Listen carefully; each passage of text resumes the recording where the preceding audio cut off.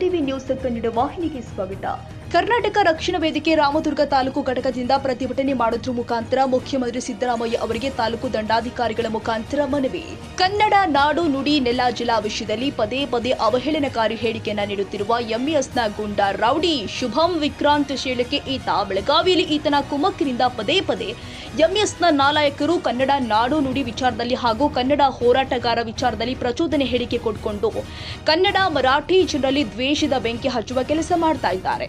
ಈ ಎಂಇಎಸ್ನ ಪುಂಡ ಶುಭಂ ವಿಕ್ರಮಾತ್ ಶೇಳಕೆ ಈತನ ಮೇಲೆ ರೌಡಿ ಶೀಟರ್ ಕೇಸ್ ದಾಖಲು ಮಾಡಿ ಕರ್ನಾಟಕ ರಾಜ್ಯದಿಂದ ಗಡೀಪಾರು ಮಾಡಬೇಕು ಅಂತ ತಮ್ಮಲ್ಲಿ ಕೇಳಿಕೊಳ್ತೀವಿ. ಇಲ್ಲವಾದ್ರೆ ಇಡೀ ರಾಜ್ಯದಾದ್ಯಂತ ಕರ್ನಾಟಕ ರಕ್ಷಣಾ ವೇದಿಕೆ ಉಗ್ರವಾದ ಹೋರಾಟ ಮಾಡುವುದಾಗಿ ಎಚ್ಚರಿಕೆ ಕೊಟ್ಟಿದ್ರು.